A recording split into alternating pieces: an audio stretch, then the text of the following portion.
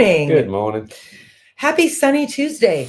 Wow, I think spring is finally here. I say that now it'll snow on Thursday, but whatever. My optimism abounds. I smelled some flowering trees yesterday, which for me means all is right. Yes, took some pictures too. World, I did. So if you get either the Daily Dose newsletter or my own Sunday newsletter, you'll probably see some flowering tree photos this weekend. They look good. What's more beautiful? I would argue virtually nothing. So, let me get to where I am where I need to be. Good morning. We are talking today about a book that I finished last week called Both And by Huma Abedin. She is a longtime Hillary Clinton staffer. In fact, interestingly, she started in the White House in the First Lady's office when she was 20 as an intern and has never not worked for Hillary Clinton, which I think is amazing. It is. I mean, so what do you think you know about this woman? You think you know, because, well, you don't think you know that she married a man with an unfortunate last name based on what ended up happening to him, Anthony Weiner. Anthony really took his last name to heart and has had some serious problems. I mean, you haven't read the book, but you certainly know what Anthony Weiner's challenges are. Anyone who reads the news knows. Yeah. And again, if his name had been Anthony Smith, it wouldn't have been quite so entertaining. It would have been problematic, but not quite so entertaining. But it turns out that he is a sex addict. And so this book is, I mean, it's a big book. It is in part about her relationship with him. It's in part about her family life, her extraordinary parents. Her father grew up in India. Her mother grew up in Pakistan, or possibly vice versa. I think her father grew up in India and her mother in Pakistan. They were both Fulbright scholars, met at Penn State. Huma Abedin was born in Kalamazoo, Michigan. I feel like that makes her almost my neighbor. She's a little bit younger than I am, but you find out about a tremendous number of political insights and intrigues. One thing that I think she does super well in this book is she doesn't really speculate. So she talks about the Lewinsky scandal because she was there for it. You never know if she knows Monica Lewinsky. She doesn't address her at all. She doesn't pass judgment on the president. She doesn't speculate on how Hillary Clinton dealt with that. She addresses what she knows from her perspective. Well, that's unique. It's incredibly unique. And she does the same with her marriage. So she's 35, I think, when they get married. She has never been with a man. He is the only man she has been with to the publication of this book, which I think was last year. Because she is not Muslim in the sense of wear headscarves or more, pray to Mecca 7 times a day. That's not who she is as a Muslim. It is core to her being. So she takes the tenets of it very seriously. She had her mother's still alive. Her father died when she was 17. She had these amazing parents who instilled curiosity and education and intelligence into her and faith. And so she really references that throughout the book in a way that, as someone who doesn't know a tremendous amount about the state of Islam as a faith, it's very compelling. But the hardest part for me to read was how she deals with this addiction, which she is utterly naive to. And you've heard us say that kind of neither one of us knew exactly what was going on, and that we both didn't understand what was happening, didn't know what was happening, and perhaps did know what was happening and found ways to refuse to acknowledge it or identify it. Would you agree with that? Oh, absolutely. So I want to read you 2 quick little sections from this because they really stuck out to me. If you are a spouse of an addict of any kind, I think you will find this book compelling, even if you hate the political side of the aisle that she's on. So she's talking about leaving an office. So kind of one of the last big straws for her is when Jim Comey reopened Hillary Clinton's email deals because they found emails, sensitive emails between Hillary Clinton and Huma Abedin on Anthony Weiner's computer. And they found them because they had confiscated his computer because he had been sexting with a minor. And so they opened up this investigation again 2 weeks before the 2016 presidential election, just in case you need a little jog. So she says, when I left his office, I had another realization. What I had gone through in the last 2 years had been clouded by such overwhelming shame and grief and uncertainty that I simply didn't have it in me to just say to someone, to anyone, please help me. I had tried to navigate the mess I was in with the man who had created it, who was at least as confused and overwhelmed as I was, and with a therapist who seemed, to me anyway, to not be helping. In my professional life, I had always been the doer, the fixer, the one who confronted any problems head on and resolved them. In my personal life, I did not know how to ask for help. I had tried to do it on my own, and I had failed spectacularly. So that piece is fascinating to me because I felt like that was absolutely a case for me. I'm a fixer. When I was finally when I finally had the realization after it was laid out for me that I also had a problem and needed help, that was a revelation as well. Yeah, some stuff you just cannot fix on your own. And I could fix what was wrong with me, and I was 100% incorrect.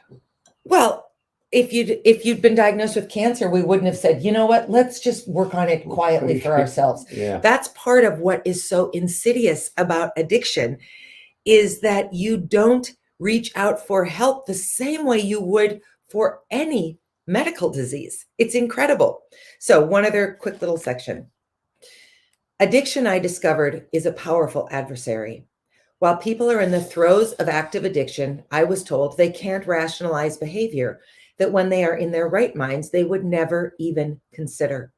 It takes over all conscious, sensible thought, which is why even good people, when in active addiction, can do terribly irresponsible and destructive things. It can be like dealing with a Dr. Jekyll and Mr. Hyde. I had always believed that the person doing those destructive things was not the man I had married. And all these years later, I learned out I was right. That was also very validating for me, because part of why I stayed with you, let me look at you. Part of why I stayed with you was because I believed that the man I had met was somewhere. I just couldn't find you. I couldn't figure out how to trigger a recall of that person. And because I'm a fixer and a doer, rather than say, this is too much work, I can't do it, I just doubled down. And I doubled down in often, sorry, I'm uncomfortable. I doubled down in often unhelpful ways because I didn't know how to do this. And I didn't understand that I couldn't fix you. Yeah. You had to fix you. So we were talking about this book at a dinner party we had last weekend. And at the dinner party was our friend Julie Blem, who has been a guest on Guest Thursday. Julie's husband, David, killed himself when he got a DUI, you might recall. And we were talking about the way that we sort of create some distinctions and the actual distinctions between an addiction like drug or alcohol abuse and an addiction like sex addiction, because drugs and alcohol you can take out of your system. How do you take something so ephemeral like the serotonin thrill of sending an inappropriate picture of your body to a stranger, or having a very inappropriately flirtatious back and forth conversation with somebody? How do you do that? Is there a difference from your perspective? And so it's a two-part question. One, that, and two, have you spent any time with anybody who suffers from sex addiction? I can answer the second one easy enough. No. Okay. The closest I can think about sex addiction is, I don't know. I don't know anything about it, but I mean, I can. With any addiction, it's a powerful pull. But to me, there's a harder addiction to break would be gambling, and I think gambling may be more closely related to a sex addiction than alcohol or drugs, because there's no chemical addition to your body's turning over in biochemistry. There's something that's like an emotional. It's more of a thrill thing than Yeah. a chemical thing. Yeah. And I don't know if there's many experts in the workings of the brain who have got their head in their hands going, no. Well, you're not claiming to know anything. We're just talking. It does set off a biochemical arc in the brain. It does affect the pleasure center, or the ventral tangential area, as it's called. So, but what stimulates it?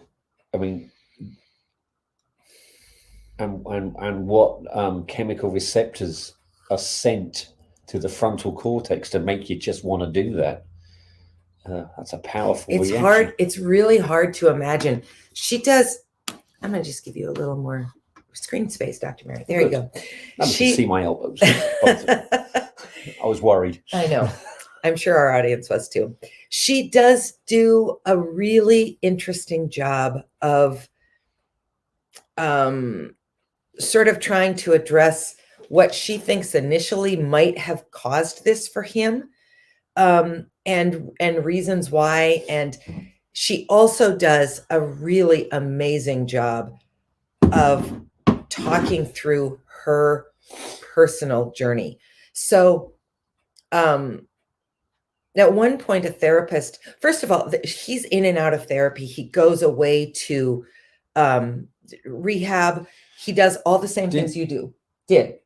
In the book, does she make any reference to the fact that he voluntarily went to do this, or was he forced to do it? I would say he was forced by her. He did voluntarily choose to do it. It wasn't a court mandate. It wasn't. The court mandate was that he spent 21 months in a federal prison for the 15-year-old that he was sexting with. And fascinatingly, the final therapist that she references, who is actually very useful to her, is somebody who says for the first time to her that this is an addiction. She doesn't understand that it's an addiction. She thinks it's just like a weakness. And so for her to learn that it's an addiction is incredibly useful for her, the same way it was useful for me to have somebody put a diagnosis onto what was wrong with you.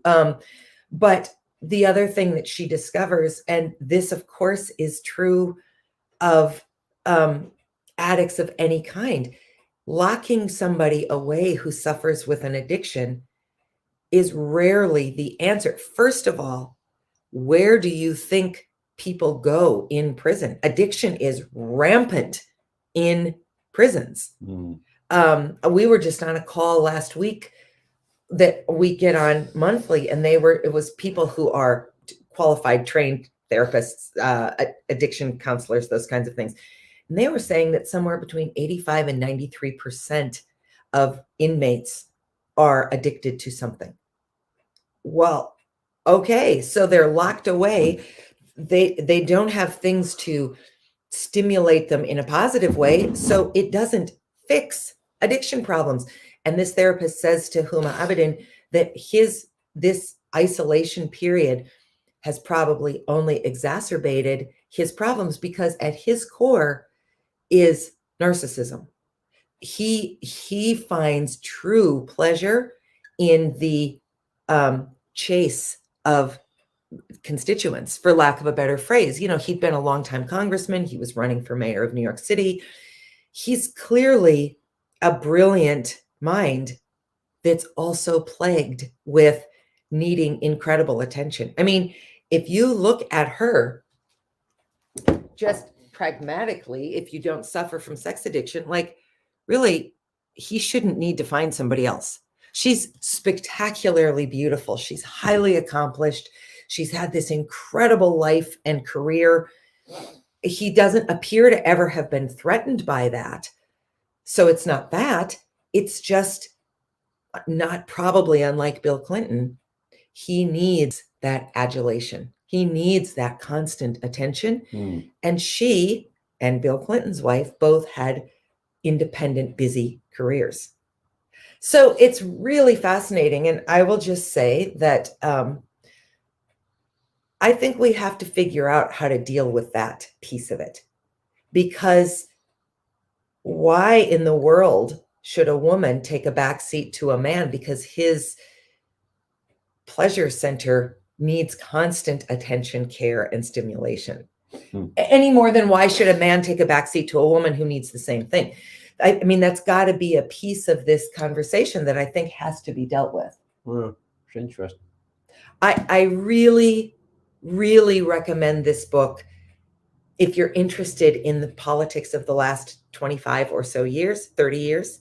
If you're interested in learning more about Muslim faith, if you're interested in her story, or most importantly, if you ever at some point in these years of like 2013 to 2017, which is I think, or to 2020, which is about when all of this was going on, made light of this relationship, which of course, I mean, you can imagine that the late night comedians had a heyday with this, that the press has hounded them.